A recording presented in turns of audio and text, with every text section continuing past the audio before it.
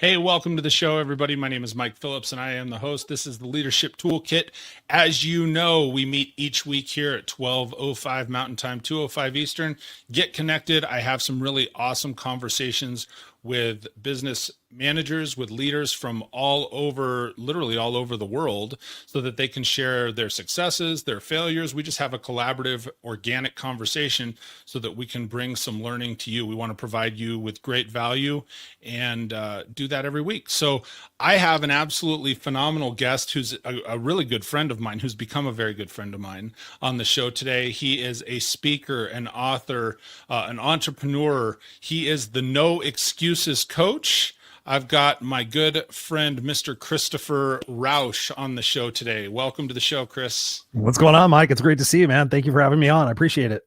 Absolutely. Thank you for taking the time to come on the show. And I really appreciate you. I'm just so everybody knows, I am in a small group with Chris that Chris runs, an accountability group, which has how we've gotten more and more engaged. But he does, personal coaching, and he's involved in all of these different areas and sees leadership from different people, different organizations.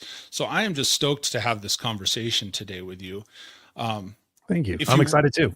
Ask me anything.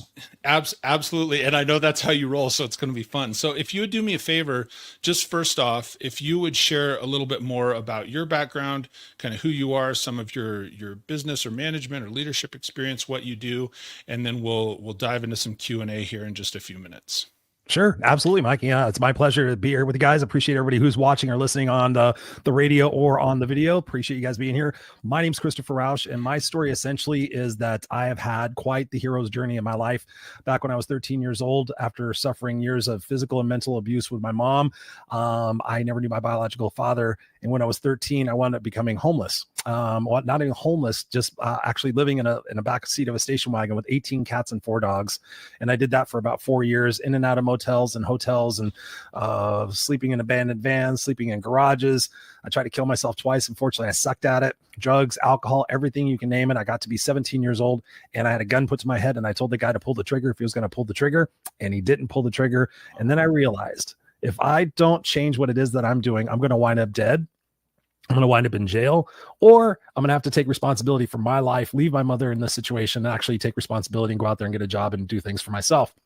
And that's exactly what I did, Mike, is I went out there and decided with the help of a great mentor of mine. He asked me, he said, Christopher, have you ever considered going back and getting your GED, which is a general equivalency diploma? And I said, no, I'm stupid. Everybody told me in my life I was stupid. I said, I don't think I could go out back and do it. Go back and make up 7th grade to 12th grade. No, that's not going to happen. And he says, oh yeah, it's not like that. It's continuation school. But anyways, I went back, got my GED. And then 12 years later, I graduated with my master's degree.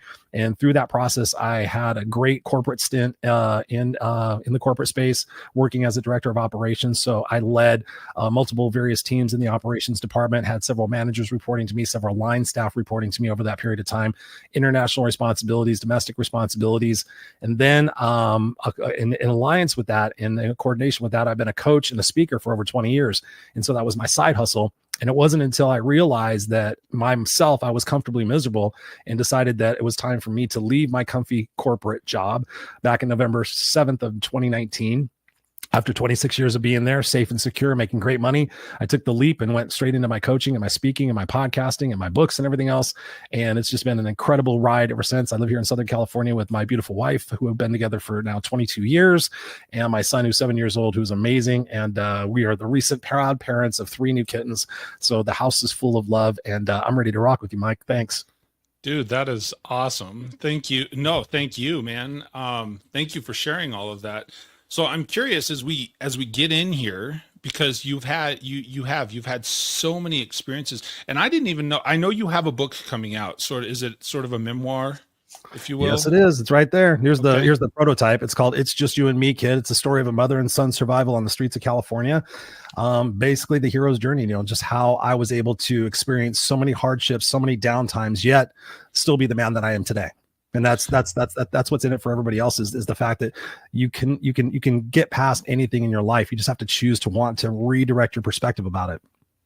No, I love it. And so you are the No Excuses Coach. Now, I've spent some time with you, and you very much live up to the name. So how did you at what point you said you connected with a mentor that said, hey, go back to your and get your GED, and you've recapped a lot of this, I'm sure, through your book. There's some things you just said at the beginning here that I was not yet familiar with.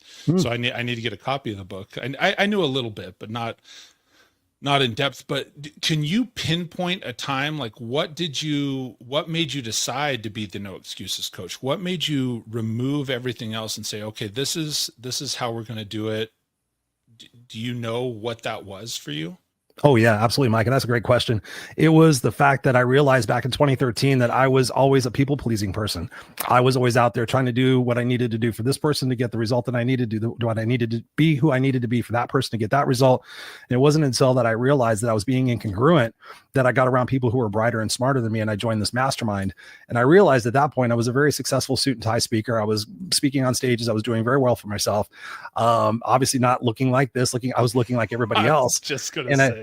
I came off stage one time and I looked around and we all looked the same. And pretty much we're all doing the little same hand clasp and saying, ladies and gentlemen, we're going to talk about motivation today. Do you want to get motivated? Well, motivation is an internal drive, that kind of stuff. Instead of me just saying, if you want to get motivated, get your head out of your, what? And so through that process, I just realized that it wasn't worth it for me to have the validation and the fame and everything else if I wasn't going to be me doing it. And so I realized, Mike, that I'm a biker, I'm a rocker, I'm a smart ass. I love to use colorful language. I just want to be me. I don't want to have to pretend to be somebody that I'm not.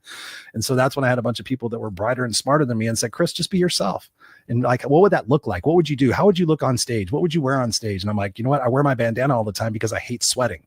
And that's the truth. And people ask me about when did you come up with your brand? I'm like, I've worn a bandana. I've worn a hat on backwards when I had long hair, all the time when I had hair. Because it's just always been who I am. So I just decided if I'm going to stand on stage, I'm going to wear my bandana so that I'm not doing this all the time. You're wearing a suit and you're doing this and you're trying to speak and it's ridiculous. And I said, I would wear my bandana. I'd wear probably blue jeans like I always do, my Vans, and probably a black t-shirt. And they said, well, why not do that? And that was back in the day when people were still wearing suit and ties and you couldn't swear when you spoke. Gary Vaynerchuk hadn't come out. Andy Frisella hadn't come out. All these other people, who are known as raw now. I was literally on the cutting edge of that. I just didn't put all of my eggs in one basket and go for it when I really should have, because all my friends were telling me, Chris, don't swear. You should wear a suit and tie. I had Les Brown, the famous motivational speaker, offer to put me on stages if I wore a suit and tie. And I said, Les, I love you to death, buddy, but I'm not going to change who I am now. And so the no excuses thing came about as a result of me getting a coach. And we were looking at my branding and we were looking at my messaging. And she says, what got you from being that homeless 7th grade dropout to being a master's degree guy, a director of operations, all these things? What did that for you? And I said, number one, I never gave myself any excuses. And number two, I never stopped. So that's it. I took imperfect action after imperfect action after imperfect action. If I didn't feel like it, I still did it. If I didn't want to do it, I still did it. If I knew that it was going to produce the result, I did it. And guess what? After I got the result, I realized it was worth the effort. And so I started reprogramming my mind to say, wow, even if this internal voice tells me, oh, it's too cold, or I don't feel like it, or I'm not strong enough, or I'm not this, just do it anyway. Because that's the way you're going to change that belief system in your head, is to sit there and say, no, I don't care if it's cold outside. I'm still going to go to the gym. And it's amazing what it is that you can do for your self-confidence and your courage and your discipline when you stop listening to that little voice in your head. So yeah, no excuses, unstoppable, kick ass. That's just all the way I associate my vibrational energy to be able to make the life that I have for myself now. And now, as a result, when I was coaching, I just realized I didn't want to do the fluffy stuff. Like my little tagline is, I help you overcome your self-created crap without the self-help fluffy bullshit. I'm not going to sit there and say, meditate and go, and picture your red Corvette in your driveway and it'll show up. Yes, ladies and gentlemen, light candles and go ping with your thing. Now, I'm not making fun of that stuff, because God's honest truth, Mike, is in the last 5 years, I've been so exposed to this stuff that I do incorporate that now, like meditation and chakras and energy and stuff like that. It wasn't for me then, but it is for me now. But the crux of it was, I just realized that if people just stopped with their excuses, they would start with their process and their results. So you said, stop the excuses and start with the process. Stop with the excuses and start a process. And then you said several times, never give up, just do it anyway. Yep. I literally have these wristbands that I sell. Mm-hmm. One of them, it says unstoppable on one side. The other side says no excuses. The other one that I sell says believe. And also it says no excuses. But the believe part The belief part is all about, you have to believe in yourself. You have to believe that the hard work and the effort and the determination is going to be worth it. You have to believe that no matter what happens, you're going to survive and you're going to conquer and you're going to thrive. Because when you look back on your life, and I invite all of you guys listening to this, think about this. You have survived 100% of the things that you've been through. You have survived 100% of all the downtimes. You never give yourself enough credit for the things that you survived and the things that you endure and the things you tolerate right now. You are amazingly strong. And so it's just a matter of deciding that you're not going to listen to that little voice in your head anymore and get with that program. Find a bigger why, you have a bigger how. Okay, so let me ask you a few questions because, man, here's one of the things I love about you. I love this in your coaching sessions. I love this in the one-on-one times that we've talked. When you get fired up, you go like 90 miles an hour and you're like, oh, yeah, I'm trying not to, honestly. I can go very fast, but I'm in my brain saying, Chris, don't talk too fast. Thanks. And one of my buddies who runs a YouTube channel, Leadership with Mike, he and I connect, and he often catches the show. He said, loving this. He says, I like this guy. You get the thumbs up. So hey, thank you very much. I appreciate it. Mike Ashley is phenomenal. So I want to slow down for just 1 second. Okay. And I don't know which one of these questions I should ask first. And I think I'm going to ask this one just because you just touched on this. You said, okay, well, you just have to believe in yourself. And speaking of which, because you brought up, hey, you sell this, for anybody who's listening, if you're watching, first off, make sure you share the show because Chris is going to bring massive, massive value. So throw some thumbs up on it. Share this show with someone that's going to need to hear it because he's absolute fire. He's positive mindset. That he in real life is just how you hear him speaking right now. And if you want to connect with him more, make sure you go to noexcusescoach.com. I need to make sure and say that, especially if people are listening on the podcast, so you can check him out there. So here's my question for you. Because you said, hey, at some point I had people that were brighter than me, smarter than me. I think, lots of times our subconscious knows, but we need that outside validation, right? We need somebody to say, hey man, you've got this. So what are 2 or 3 tangible things? Because I try and I like to make lists. I like to make processes. What are a couple or 3 tangible things? If someone's going to seek advice, what are a couple or 3 things that they should look for in a coach or somebody that they should be asking for advice from? I love that question. I've not been asked that question in quite a long time, Mike, and I've been interviewed quite a bit. So thank you for that. 3 pieces of advice when you're seeking out a coach or you're seeking out some professional input. Number 1, the person's got to have had experience. There's so many coaches out there. The personal development, the personal growth industry right now is shit. It's a farce. There's so many con artists. There's so many incongruent people. That's why I became the No Excuses coach. It's another reason why I came it, because I just got sick of being associated with all the fake people. I thought everybody was in personal development and personal growth to make a difference in the world, but I found out there was a bunch of con artists out there, and some of them are very big names, which I'm not going to repeat. But let me just say, there's some big people out there that are not what they say they are. I have seen them. True. They have very big names. They have series of books out there. Something has to do with dinner and soup, and I don't know. And there's there's all sorts of people out there that just seem a little bit different. You know what I mean? And so I believe that you have to get somebody who has had experience in what it is that you want to do. So if you want to become a speaker, find somebody who has not only been a speaker, but who is speaking on stages today. There's so many people out there that are teaching you how to become a great speaker, but you go look on their Facebook profile and they haven't spoken in the last 2 years. And so that to me says, okay, I want to see what's going on in the industry today. So you got to be with somebody who is staying up on what it is that they need to be doing. Number 2, you'll find somebody who has personal referrals. So for me, I don't do any business with anybody that does not get referred to me. So I will reach out to my core people. I'll reach out to Mike. If I know your technology, hey, Mike, I need somebody who can do a website. What do you think? Okay, I've got this guy. He's an amazing guy. Okay, cool. Can you turn me on to 3 people who have worked with him? Do your due diligence when you're especially when you're working with a coach or a mentor or that type of situation. You're buying a product or service. Really do your due diligence and find out, number 1, are they the real deal? Number 2, do they come with referrals? And what was not only the referrals, but ask specific questions. How would you take a person that has had PTSD for 47 years and take them and groom them to be an entrepreneur? What would be the steps? Like, interview the coaches, interview the people that you're going to be talking with, because that's what I do as a coach. I don't take everybody. I interview my potential clients because I want to make sure it's a fit. I want to make sure that they're not just, everybody's telling them to go get a coach and like, okay, I need a coach. Okay, let's talk about your excuses. I don't have any excuses. I don't have that. Okay, you're not my client, because you're not going to get real and raw with yourself. Own it, man. You got it. Yeah, you got to sort of own it, right? Hey, I'm in a messed up situation. Here's where I'm at. Here's where I want to be. Here's the 5 things that I think that I need to have. Can you support me with those things? And I think that's really what it's about is do you resonate? Do you really resonate? So I've turned down coaching clients plenty of times. I've had people get upset with me. They're like, I don't understand why you're not accepting me. And I'll tell them the following reasons. I'll be honest with them. And so for me, it's a connection thing. It's an integrity thing. It's a values thing. It's a trust thing. So I think that if that helps. Yeah, I think those are good. And just to sort of recap what I'm hearing you say, the three things that I took out of it, or sort of 3.5, right? You had 1, 2, 2.5, and 3. A couple things you said, they have to have experience. And Mike Ashley put this up when we were talking. He says, yeah, so many 20 somethings with 40 years experience. We see 20, that right now. 20-year-old relationship coach. That's what the hell is that?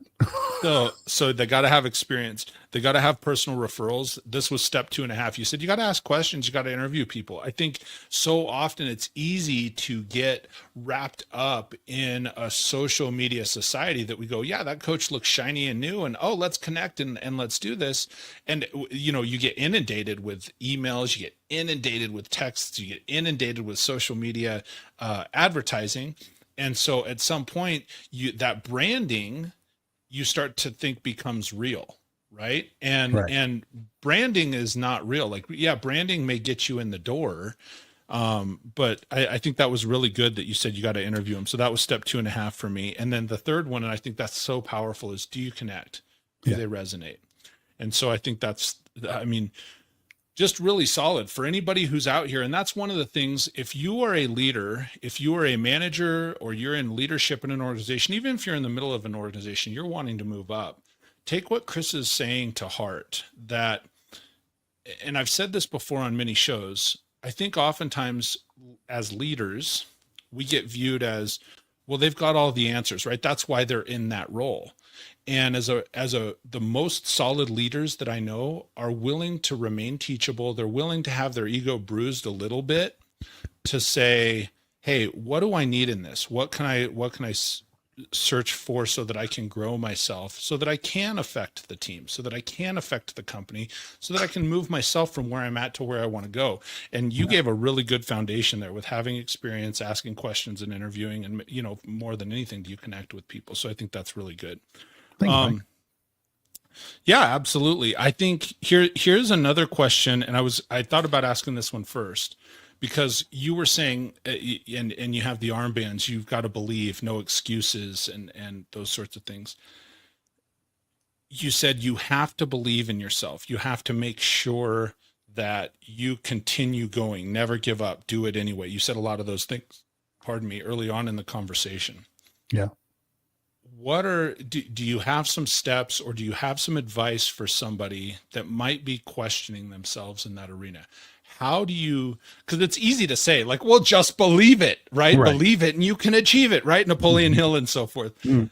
But do you have some advice or some steps? This one, I don't know if you can break down to steps of how do you start to believe that? How do you start to believe in yourself, maybe when you don't feel that anybody else does, or when you're questioning it?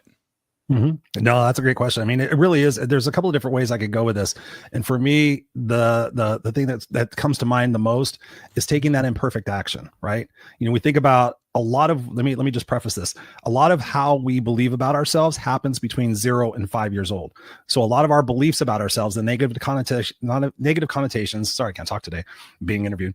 The negative connotations going on in our brains is a result of the psychological situations that we experience from 0 to 5, because we were so young and impressionable. We didn't have the emotional intelligence wherewithal to be able to understand what was happening to us. And you think back in the younger generation, I'm a Gen X. So when I was growing up, a lot of negative reinforcement was the type of training that we did. And so what we have to do in order to have that confidence, in order to have that belief, is we have to reframe our perspectives and our beliefs about what has happened in our past. So if we were made to believe that we were stupid or not talented or anything else, we need to rewire that and sit there and say, okay, let me consider the source. And my mother was very abusive. She was physically abusive, mentally abusive, verbally abusive, everything you could possibly see. And it wasn't when I really started realizing and doing the work on myself, I realized that I'm taking a belief system from a woman who has various psychological disorders, drug, chemical dependencies, and all these different things, and who herself had a messed up childhood. So should I really be taking her beliefs and her thoughts and her opinions of me as gospel? No. No, I can recreate my own beliefs. And the reason the way we do that is we take that action, because so many times we think about that perfection, right? Oh, everything's got to be perfect so I don't piss off mom and dad, so I don't upset my teacher, so I don't upset my wife, so I don't upset my boss, so I don't upset my coworker, so I don't upset my friends. I have to do all these things, right? It has to be perfect. I'm not going to let it go because I don't want to be judged. Stop thinking that way. Instead, take imperfect action every single day. We know how interest works in a bank. You put the interest in, the principal goes in the interest, and the compounds upon itself. The same thing happens with your confidence. When you sit there and say, oh, I really want to feel better and I want to look better, but I don't feel like going to the gym, and you give yourself all these different excuses, take that imperfect action every single day to get up and put your shoes on and go to the gym for 5 minutes and go do that. And as you do that, it's not going to be easy, and it's not going to be perfect, and it's not going to be immediate. But over time, as you continue to take that imperfect action, what's going to happen is you're going to find your confidence starts to increase. Wow, I did a bunch of stuff this week I said I didn't feel like doing, and I felt great after I did it. Oh my God, I thought it was going to be so much harder to do this thing, but it was actually easier. I'm so glad I did it. Oh, what else can I possibly do? And all of that builds upon itself day in and day out. You got to sit there and realize that you're giving yourself so many excuses. Oh, I don't feel like getting up and going to the gym. It's too cold. My bed's comfortable. Who cares? What are you going to gain by staying in your bed another hour? You gain absolutely nothing. But what can you gain when you sit there and say, nope, I'm going to sit up and I'm going to put my shoes on. I'm going to go to the gym right now. I'm going to go outside for a run. When you start doing those things and taking that imperfect action, guess what? You start to build your resiliency. You start to stop the excuses. It's too cold out there. I don't feel like it. But do I feel like the results? Yes. Okay. I'm not going to listen to that little chatterbox that's going on in my brain trying to keep me safe and certain and comfortable. I'm going to go out there and do the thing that I know that I should do because I want the result on the other side of it, right? So many people say they don't want to die young, but yet they're putting garbage in their mouth. They're not taking care of their health. They're sodas and drugs and alcohol and all this different stuff. You got to be congruent with yourself. If you say you want to live a long time, but yet you're punishing your body and your mind, what is that going to do for you? So here's my core thing that I tell people. I tell the 5, right? Here's a benchmark to see how you guys are doing. Hydration, nutrition, sleep, exercise, and vitamin D, right? So hydration, making sure you're drinking at least half your body weight in ounces of water. You guys can see me drinking my water. I'm 210 pounds, so I drink 105 ounces of water a day, right? So half my body weight in ounces of water. Consult your doctor. I'm not a doctor. But what happens is people don't drink water. And guess what? Your body's like 80% water. So when you're dehydrated, you feel like crap. You don't want to do anything. So you go to your short-term gratification. You're pissed off because you do that. You beat yourself up and you go continuing doing that. And you take a vacation once a year to run away from your life so you feel better. And you go back and you go do the same thing over and over again, hoping, wishing, and praying that someday something's going to change. Does that sound familiar? Absolutely. Hydration, nutrition. Like put good stuff into your body. You don't have the money to do it right now, but you have the money to pay your co-payments and getting on these prescriptions. I'm 55 almost next month. I'm seeing all my friends who either took care of themselves and then stopped or never took care of themselves. And now they're on 20 different medications. They're on a medication for a medication for a medication. They're bloated. They're overweight. They don't feel good. They're miserable and they're just frustrated. But I'm like, okay, you got to unwind all that. Right? It may take you 3 or 4 years to unwind it, but you're going to unwind it and you're going to feel better and you're not going to be on all these medications. So the nutrition, sleep. I track my sleep, my Oura ring, getting deep sleep, looking at your circadian rhythms, all that good stuff. Vitamin D. If you're not getting vitamin D or if you're not getting sunshine every single day, that can cause depression. So take care of your 5, take care of that. Start talking better to yourself, start eliminating your excuses. And guess what? You will become more confident. Love it. I love all of it. I could go on forever. I believe me, I know you could. And it's awesome because that's actually something that you shared with me. That's something I put on my daily list, as you know, is the, hydration, nutrition, sleep, vitamin D. What was the 5th one? It's exercise.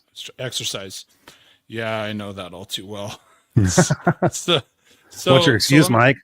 No, I'm doing it, man. I am doing it. Actually, I don't have an excuse for that one. My only excuse is my wrist hurts, my back hurts. And then you paired me up with somebody that said, oh, no, here's your accountability partner. And she's actually texted me earlier this morning. Nice. So kudos to Mariana. Shout out to her on this show. So as you're talking about taking imperfect action, let me ask you something. And I know you'll be real and raw. You said, ask me anything. What can you think of a time that you took some imperfect action that it was a complete flop, that you're like, well, that was a fail, that sucked and it did not work out? And if or when, because people that are really good leaders should be taking those chances. They should be taking the imperfect action like you're talking about. And you got to take some risk. Yeah. So what's a time maybe that you could share with us that you did that? And then what did you do to overcome that? What would you recommend people do? Because it's easy to sit on a show like this and say, yeah, you go take this imperfect action, then you start to feel good about it. And you're like me very much naturally, like, yeah, it's that positive mindset. So if you work out for 5 minutes, that leads to 15, leads to 30, you feel better about yourself. We talk a lot about the positive, but what happens when the positive doesn't happen? How do you Then, approach that? then you grow. Oh, I love that, Mike. Yeah, I've had so many failures in my life. Jesus, it's been amazing, and I'm thankful for each one of them because through those quote unquote failures, I call them learning opportunities. There was growth and there was knowledge, and so I could tell you about a time. It was back in about 2014. It was after I joined this mastermind. And the leader of the mastermind was like, everybody needs to do events. You all need to be doing events, like whatever it is, your specialty. I'm a professional speaker. I'm a mindset guy. I could do rah events and personal development events. I could do leadership events, whatever it is, relationships, stuff like that. And so he kept pushing us and pushing us. And so I sat there and I said, okay. And I bought banners. I bought the pull-out banners, my pictures on them. I did the 10 by 10 banner, the walk in, the step and repeat, which he is in my other room. Got all the logos on it, did all this stuff. And then I had my first event, my first one-day event, the Kick-Ass Unstoppable Boot Camp, I think it was. And hustled, got about 25 people to buy tickets. It was great. Got in there, had a blast, had a videographer do it, and had a great time. That was a success. In my mind, I thought, okay, if that was a success, next time I do it, I'm going to have 50 people show up. I'm going to make more money. I'm going to do bigger things. And this is the way it's going to be. I hustled just as much. I reached out to so many people. I called the event. I dated it. I gave plenty of time. I did everything I was supposed to do. And I sold one ticket. And I could not understand it. My ego, my heart, everything about it was devastated. I was like, why? I had all these people and these people were referring people. I made it still ridiculously affordable, but for whatever reason, I did not sell those tickets. And when I started analyzing it, I started thinking about, okay, it wasn't me. It was this guy that was having me do these events before I had the following, before I had the other steps in place. I did not have a large enough following. So when you think about it, if you have a couple thousand people who know you and follow you, and you're looking to fill, a 20-person event, the odds are better. But if you only know a couple of hundred people at that point, social media was still relatively new. I didn't have my following yet because I just recently I just became the blue collar guide to life. That was kind of the thing. I was helping blue collar people when I first really started out in that, after going from the suit and tie thing. And so for me, that lesson, that opportunity was like, because I took that imperfect action, I got to experience that success. I got to taste that, but also then I got to step back and realize that just because you have that momentary success doesn't mean you get to rely kind of on your laurels in a way. And so I realized that I need to make a deeper connection, and that people just weren't going to flock to me just because I'm Christopher Rausch, just because I'm the no excuses guy, just because I'm this. I need to go out there and make those personal connections with people, develop those relationships, help serve them, over deliver. And then when I have an event, then they'll show up. And so now I haven't done another live event since I tried to do the second one, but I've done plenty of successful online events. So it was a way to transition it. But those opportunities, those downtimes, those are the great moments in my life, because when I look back on them, I don't want to repeat them, but all of the lessons that happen within those helped me become the man I am today. And so we need to all look at that, and we're all going to survive 100% of the things that we go through. So stop worrying about it, because the only thing we can do is we either look through life in one of two lenses: the lens of love or the lens of fear. And so many people are looking in the lens of fear, like, oh, I'm afraid of this, and I'm afraid of this, and I'm afraid of success, and I'm self-sabotaging, I'm doing all these things. Love yourself, love the moments that you're doing these things in, and realize that it's all preparing you for what's next. So how do you overcome the fear part? Because again, it's easy to say, and you could go back to say imperfect action. So if I said you're not allowed to say imperfect action, no, I can come up with all sorts of things. Fear. What else can you go after? Because we've all heard it, right? False evidence appearing real, forget everything and rise, and all these other things. But like, fear is a real thing. I'll be straightforward. There's still times I experience it. I'm going to go do this thing, and I've had to help myself or my daughter, like when she goes in gymnastics, she's getting ready to go do an event and she gets all nervous, and we associate that nervousness with fear. And so one of the things I've done is I say, well, reframe it, right? The excitement has the same, physical respondents or physical responses as fear or nervousness. But how if you realize, hey, I'm really fearful to do that. I'm really fearful. You've heard the Steve Harvey speech where he talks about jump, right? You got at some point you got to jump, and we're talking to people and leaders. You got to make that move. Managers, you got to make that move. You got to jump. You have to make decisions in business and so forth.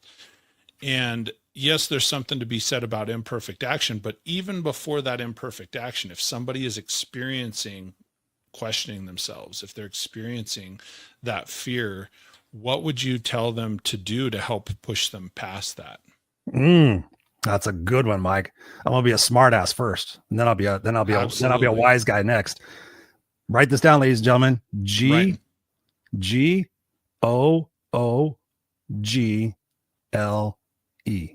And then when you type in Google, then type in how to overcome my fear of blank, spiders, intimacy, public speaking, whatever it might be.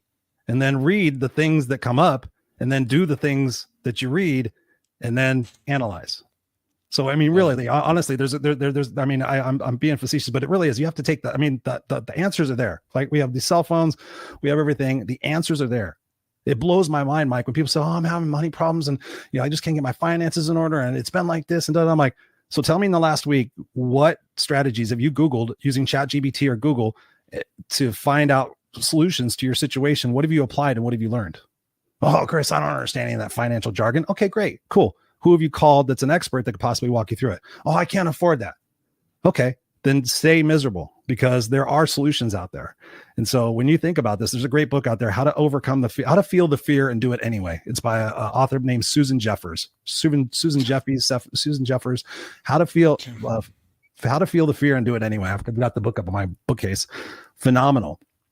And it really is about, okay, asking yourself that deeper question. For me, it's all about the root cause, right? I'm not going to deal with the symptom of a situation. So when you start digging that deeper, you keep asking why. I think it's like you ask why 5 or 6 times. You keep going down to that. Why am I afraid? Why am I insecure? Why am I feeling anxiety?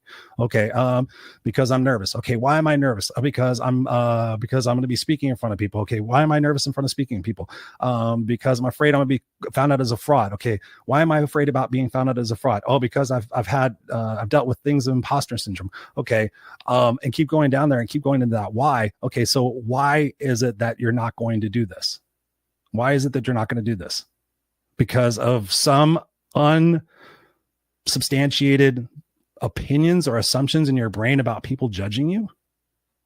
What would it feel like if you actually knew you did the preparing for what it is that you're doing, and you actually visualized in your mind it going successful, and actually doing some testing on that, and actually practicing your stuff, and actually getting a little bit of confidence going on before you go actually out there and do that situation? Because the fear, like you said, it's just a matter of perspective. I've been in lines of roller coasters where the people in front of me were excited. Oh my God, we can't wait. It's going to be so much fun. We're going to put our hands up in the air and da, da, da.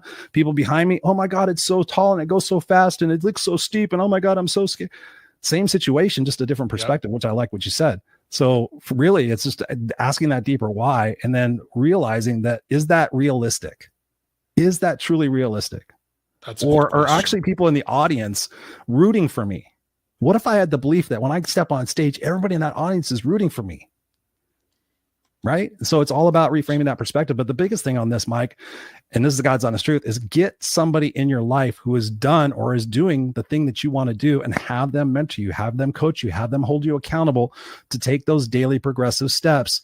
And as you do that, you will develop that courage and that confidence and that resiliency to realize that the fear is unsubstantiated.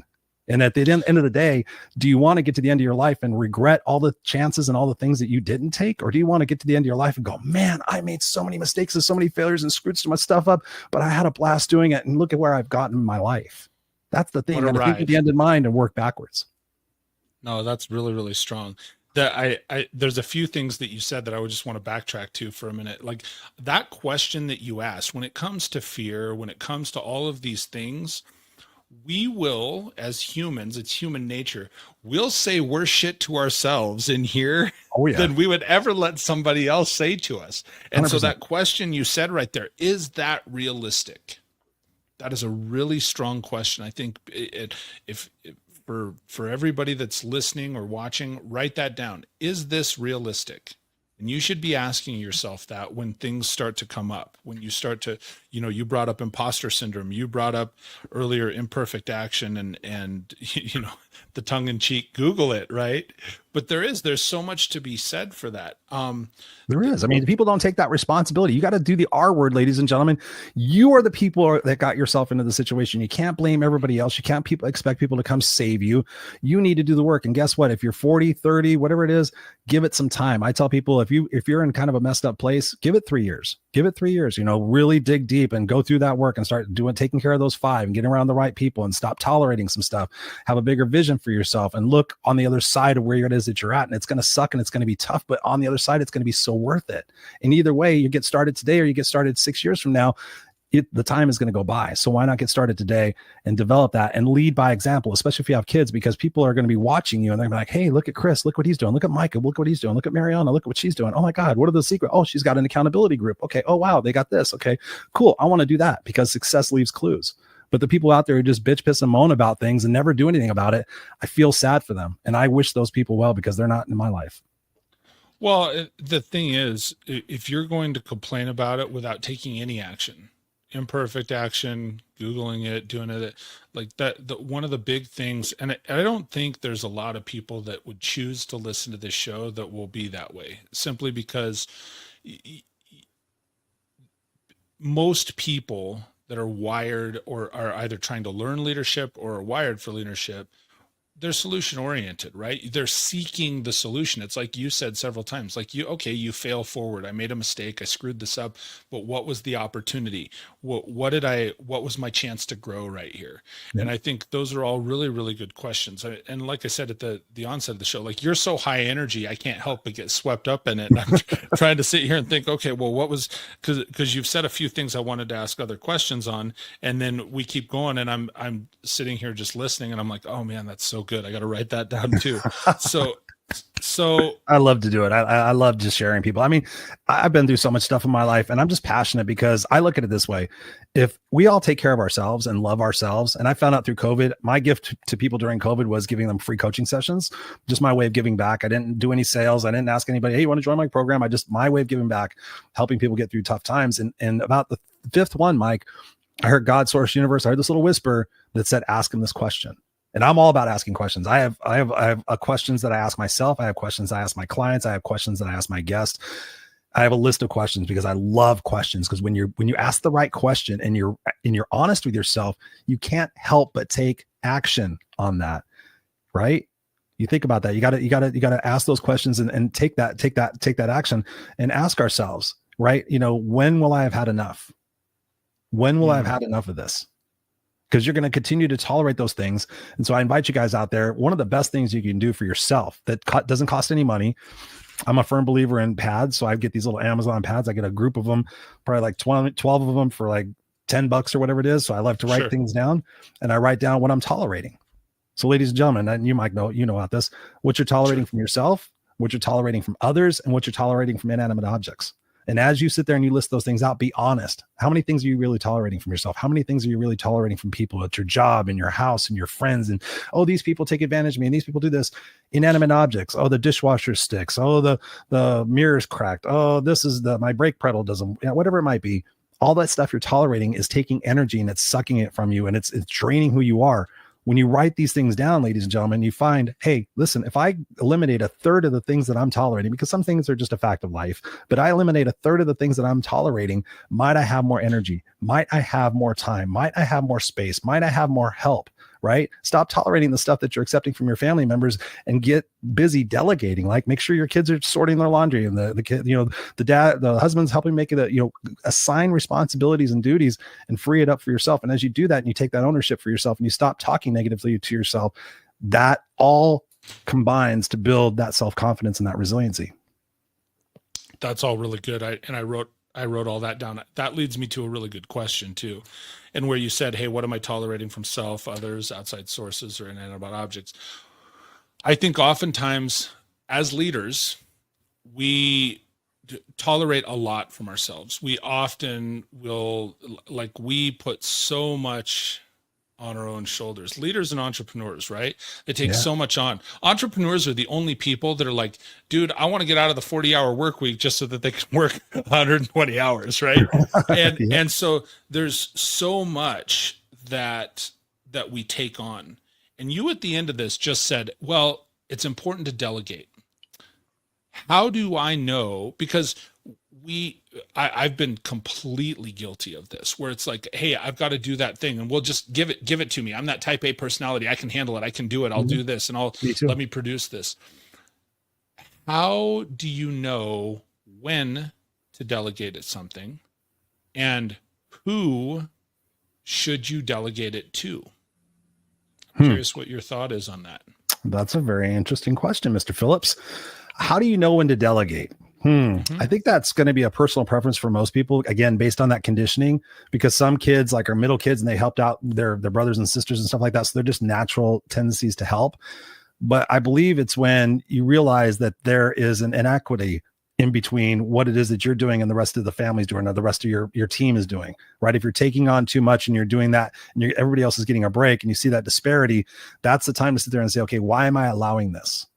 Why am I allowing it? What is it that I'm trying to gain by taking this all on myself, rather than dealing with I don't want to deal with it. I want to delegate it. It's going to take me too long to train them. It's faster if I just do it. I've heard every excuse in the book. Sure. I'm like, okay, yeah, sure. Absolutely. It's easier for you to do it because you've been doing it for 20 years. Might it be okay to release some of those expectations for it having to be done that way and allow the opportunity for that person to train in that and become better at it so that you don't have to deal with it? Because you're going to have to invest some time. And I get parents to do this with their kids all the time. It's like, okay, what would it be like if your 14-year-old could help make the lunches for the 3 and the 5-year-old, right? Oh, they're no. Because you're going to teach them about responsibility. You're going to teach them about life. They may not want to do it, but they're going to do it. And guess what? As everybody starts to chip in, then you start to realize the power of that. And initially it's going to be uncomfortable I was the same way as you were. I was like, okay, bring it on. I can do it. I can keep all the plates spinning. And I did. Until guess what? Until I didn't. And guess what? One too many plates. One too many plates. And then it was like, what's wrong with Chris? What's wrong with Chris? What's wrong with Chris? Why can't Chris do all these things? Oh, we can't give Chris anymore. He's too stressed out. Then it became a whole negative situation because I'd put it on myself to be this all-star person. And then when I couldn't take on one more thing, I was like, well, Chris has got a bad attitude. So sometimes when we take on too much, that's a detriment to ourselves as well. But knowing when to delegate is to realize, okay, who can I empower in this situation? Who can I make feel like they're a part of the team? Because so many times they say that they want to do things, but people want to be made to feel inclusive. So how can you make people feel inclusive? How can you get them bought on their own to want to come help? Hey, I've got this. Hey, can I get some feedback from you? I've got these things going on. I've got a bunch of websites and stuff like that. What are your ideas that perhaps I can do to streamline it? Oh yeah. Sure. Have you tried this, Chris? Have you tried this, Chris? Have you tried this? Oh, hey, I'm an expert at that, Chris. Maybe I could do something for you. Oh, wow. Can you check that out, Mike? I'd really appreciate that. Right. Sure. So for me, when I got comfortable being uncomfortable, asking for help, and my coach made me do this. She made me reach out to people like, back when I was doing my group coaching program, which was something we were working on in 2019. She had me reach out to people and ask them for referrals. She goes, I want you to reach out to 5 of your closest warm leads in your business area. And I want you to reach out to them and say, hey, listen, I'm doing this thing. Can you please refer 5 people? You know what the bomb I am. And can you do that? And that was uncomfortable for me, Mike, but I did it. And I kept asking, and then I kept asking. Then she's like, okay, they didn't give you anything in 3 days. Follow up and ask them where that is. And I was like, I don't want to pester them. She goes, no, they made a promise to you. They think that your Kool-Aid is so awesome, yet you're not. And so she kept pushing me. Again, guys, when you have people in your corner who are advocating for you to take those progressive steps, I needed it as well. I've had coaches, I've had mentors, I've had masterminds, I've had accountability part. I have them all. I still have like 3 or 4 mentors that I talk to every week. I have my coach that I meet with. And then I get it from what I do because I have to be congruent with that. So I think it's up to each individual. But when you feel like you're being overwhelmed and you're stressed and you're not being respected, that's a great time to look at the delegation. And as far as who to delegate to, that's got to be each individual person's, set of standards. But don't just discount people because you don't think they can do it, because people can surprise you. And when you rewire yourself and sit there and say, okay, what would it take for me to be able to train this person to be able to do it in such a way that I can have respect for it and appreciate the result, right? You just got to think about those little steps in between. But again, go to Google, how to delegate. critical success tips for delegation. Go to ChatGPT. Give me 5 strategies for being able to delegate more effectively. Help me overcome the guilt of delegation. The answers are there. The answers are there. The YouTube, go to YouTube, the YouTube videos. That's what I do. I go to YouTube and I punch it in. I'll probably spend 3 or 4 hours. I'll look at the cons of something. I'll look at the pros of something. I'll look to see if there's similarity between people's opinions. I'll do my research and then I'll take my action. And then I'll go back and I'll evaluate. That's all really, really good. So thank you for sharing that. And thank you for thinking through it, Chris, because I know on these, like I've said before, it's organic conversation. So when we get to stuff, it's like, well, how does Chris do that? Like you innately have done that stuff as a leader in business, in your own business. And so I think it's awesome for you to be able to think through that and share that with everybody. One of the things that I heard you say as you were talking about delegating too, is it empowers other people. Like one of the things as leaders, we got to realize that if we're constantly taking on all of the stuff all of the time, you're inadvertently could be, not necessarily, but you're robbing that opportunity and that experience from somebody else. Yes. Right. Yes, and so I think that's a really powerful thing that you shared was like, hey, you're empowering other people to do this. So as a leader, empower people. That's part of your job. So as we're coming to the tail end, we're just past the 45-minute mark. Chris, you and I could go on for like 2 more hours. I got time. Ask me some more questions. Well, one of the things I was going to ask is, what are some key characteristics? And I got two more questions as we're kind of coming to the tail end of this. One is for you, when you're looking for someone to follow, because people can look at Chris and go, well, he's the top of you're top of the mountain, right? You're the leader. People are looking to you for advice. People are looking to you. They're watching this podcast. What are some things you look for in somebody that you're willing to invest in for you to follow? For me to follow, what am I looking for? Again, it goes back to what we talked about before, that congruency, that authenticity, right? For me, that's super important. Are they being congruent? My coach, Sally Anderson, she's phenomenal. I wouldn't coach with anybody else. She calls me on my bullshit. She asks me the hard questions. She makes me do the things I don't want to do. Even for me, the no excuses guy, because I need that as well. I'm pretty good, but I'm way better. And that's the thing we have to think about. I'm way better when I'm surrounded by the people who are doing those things, the people I respect, the people I give my word to. And so I'm looking for somebody who's trustworthy.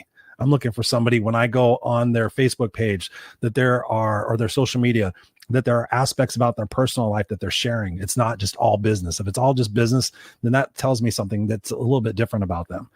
For me, I have to have a personal conversation with somebody. I have to know that there's a synergy there. It doesn't have to be perfect, but if I'm going to work with somebody or if I'm going to follow somebody, that's super important. I get compared to Tony Robbins a ton. And I've never been to a Tony Robbins event. I've read Tony Robbins books. I haven't seen a Tony Robbins video or anything like that in many, many years, because I don't resonate with him anymore. I resonate with his message, but the person he is, who I've heard from people who know him, has changed my perspective about it. So I don't go to his events. I mean, I appreciate him and I respect him and he's a smart guy, but from what I know and from what I feel, that's not congruent with me. And when we do those things for ourselves and we make sure we align with people for the right reasons, oh, you need to work with this guy. Oh, that guy's an asshole. I don't want to work with him. Like, don't work with him just because your friend told you to. If you don't feel like there's a synergy there, don't do it. Right? Make those decisions for yourself every single day. Is this good for me? Is this good for what it is that I'm doing? And have that delineation for yourself. And don't feel bad. Don't feel guilty. Don't feel shame if you sit there and say, no, I appreciate the offer, but I'm going to continue looking. Right? Because when you find it, it's like when you're shopping for a car, or when you're going for a house or an apartment. I can count so many times in my life where I've been apartment shopping or house shopping, like this house we're living in right now. We looked at hundreds and hundreds and hundreds of houses. We walked in this one. We both looked at each other and like, this is the one. This is it. So when you get with that person, the same thing happens. Like you and me, like you connect, you get fire. But if you're like, okay, and I've had people do this with me. They've hired me as a coach and they're like, okay, you're way too direct. I just can't. Okay, that's fine. That's totally cool. You need to go do what you need to do. Find the right person for you. And so that's super important. So I think for me, in following somebody, do they walk their talk? Do I have a synergy with them? Do I feel like I could get on with them in a personal situation? Have they shown the results and the validation and the proof? Right.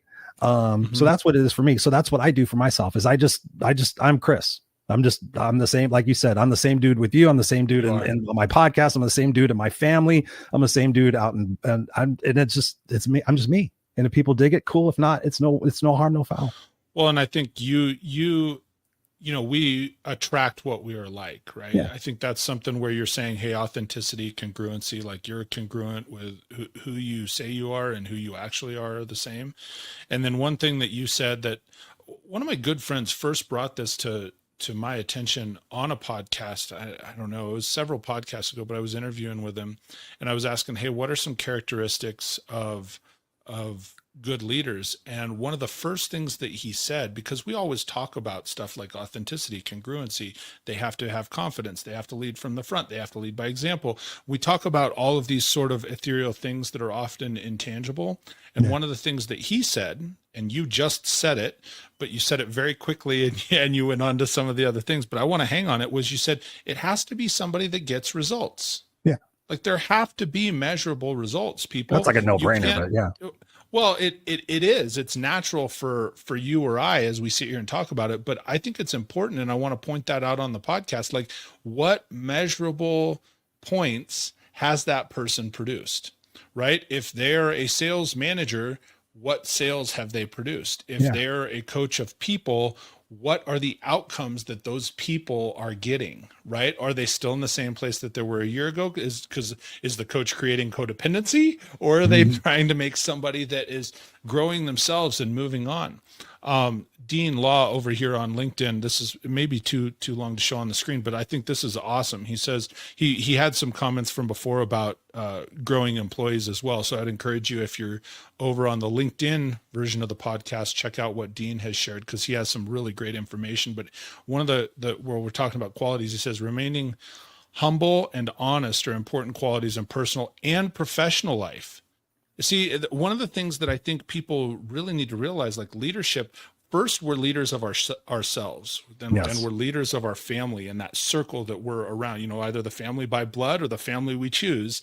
And then we lead others. Then we lead businesses and departments and so forth. And he says, you can foster an environment on honesty, humility, and mutual respect. These qualities not only contribute to your personal development, but also positively impact relationships and interactions with others.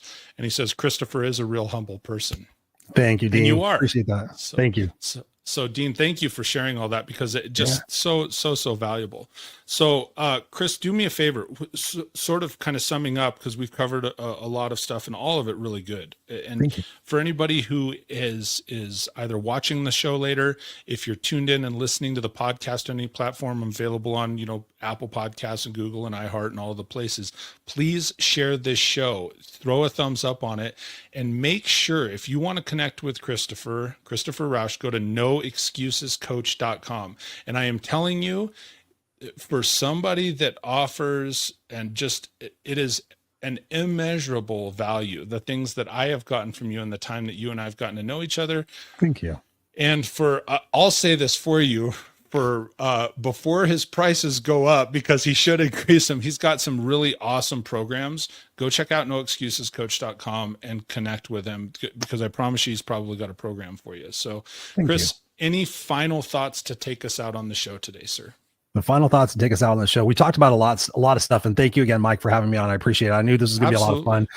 My biggest thing that really has changed my life the most in all the things I've talked about today was when I went to a funeral back in 2008. And I want everybody to think about this. I went to a funeral in 2008. It was for one of my coworkers. She died of cancer, and I knew her, but I didn't know her. Right. You know what I mean?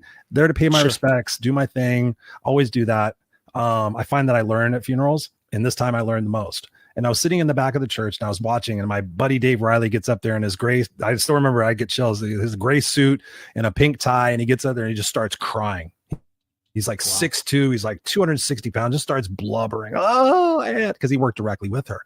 And he starts talking about all the beautiful things that she did. Oh, Ann did this, and Ann did this, and she always cared for these people. And it was just amazing. It was just amazing, guys. I was sitting there like, wow, what a powerful person she was. What a beautiful light she was. I didn't personally know her that much, but God, I wish I would have, because she was such a radiant person. And in that moment, guys, I sat there and I said, okay, let's switch this on me. If I died tomorrow, who would show up and what would they say? So think about this. I'm a man about questions. So if I died tomorrow, who would show up and what would they say? And I thought 10 or 15 people would show up. They would bring Bon Jovi, Motley Crue, and whatever Rat Records and Miller Genuine Draft and Jack Daniels. And my friends would sit there and talk about all the stupid shit Chris did. Oh my God, remember that time he did this? Remember that time he passed out? Remember that time we stacked food on his head? Remember that time he did this girl? Remember this time this thing? Whatever. Oh yeah. He was a 7th grade homeless dropout who wrote a book and changed the world.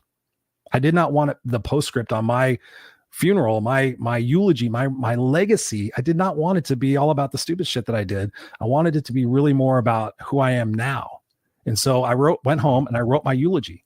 And at that point, I literally set it down. I hand wrote it because I believe handwriting, wow. There's a commitment that there's a subconscious thing that happens, especially with you writing about yourself. And I wrote it out. I went and got a glass of water, came back, and I nearly just threw it to the side. All right, I'm on to the next thing. I did my little thing. I feel better. But I said, okay. And I started reading it. And then I stopped and I said, well, if this is a eulogy, if this was a funeral or whatever it might be, a celebration of life, I like to call it, somebody read it out loud. Okay. Here I am in my office all by myself, my glass of water. Ladies and gentlemen, we're here to honor the life of Christopher Rausch. And it goes on and goes on. And I get halfway down the page, not expecting this whatsoever. I start crying. Not boohooing, but just I start having tears running down my face. And I'm like, why am I crying? I'm getting all choked up and I'm reading this. And I got to the part that said, Christopher Rausch will fought for what was right, what was fair. He risked for which that mattered. And he left the earth a better place for who he was and what he did. Just tears, just going down. I'm like, I'm crying because I'm happy. I'm crying because everything in my life made sense. It made purpose. And so what I did after that is I set the intention every single day to live that legacy. Right? To use my words and my actions to make this world a better place, as I'm doing right now. If this is the last thing I ever do and my son comes and watches it, Dad was on point. He was doing the things that he said he wanted to do. He said he wanted to go out there and make this world a better place. I have a bigger why, I have a bigger how. So when I get in those situations where I have that fear, we talked about that fear earlier, I go back to my legacy. Is my legacy to be fearful? Is my legacy to be trepidatious? And my legacy to be, no, my legacy is to go out there and stand in the front and be that person that lives life and doesn't just exist in it. And that could be the same for you guys. Think about that legacy. Think about your why. Set the intention every day when you wake up in the morning. Say what you're grateful for and set the intention. The intention today, I'm going to use my words and my actions to make this world a better place. I'm going to be present and playful with my kids. I'm gonna. And as you're going throughout your day, am I living my legacy? Am I being congruent? No, I'm not. I'm talking bad about myself. Okay, what can I do in this moment to shift that? And that's the thing, guys. When you catch yourself in those moments, oh, I'm telling myself that I always screw things up and I never do things right. You know what, Shelly? You know what, Dave? That's not true. I don't always do that. Sometimes I do it. And perhaps maybe if I did a little research and studying and got a coach, maybe I wouldn't do it as much anymore and I'd feel better about myself. So you got to take that responsibility, but ultimately have that big vision for who you're going to become, because life is short, ladies and gentlemen. I promise you that. I'm Christopher Rausch. Wow. Dude, I got the goosebumps when you're talking there. Like you're talking about that, and it was powerful. It is so powerful. And that, ladies and gentlemen, is true leadership, leading from the front, yourself first, laying it out there. So, man, so good. So Chris, thank you so much for joining me today. Thank you for laying it all out there. Thanks for sharing your wisdom and your knowledge, your experiences, answering all the questions that I threw at you. Just absolutely phenomenal. I appreciate you. If you would do me a favor, hang out for just 1 minute. I'm going to go ahead and take us out, man. You got it. Thank you. Absolutely. So that, my friends, brings us to a close of another Leadership Toolkit. Thank you for your time. And I promise you, I know you had to have gotten some value out of this show. Just such a great conversation. Please do me a favor. Again, share the show, throw some thumbs up, make sure you're subscribed to the channel here on YouTube. Make sure I share this on my audio podcasts across every platform, whether it's Apple or iHeart or Spotify, you name it. And if we're not already connected, please connect with me. I'd love to connect with you more. And if you know a great leader in your life, maybe suggest that they come on the show. Thank you again to Christopher Rausch for sharing his wisdom and his insight. And make sure you can connect with him at noexcusescoach.com. Until next time, everybody, I hope you have a great week and be great. We'll talk to you soon.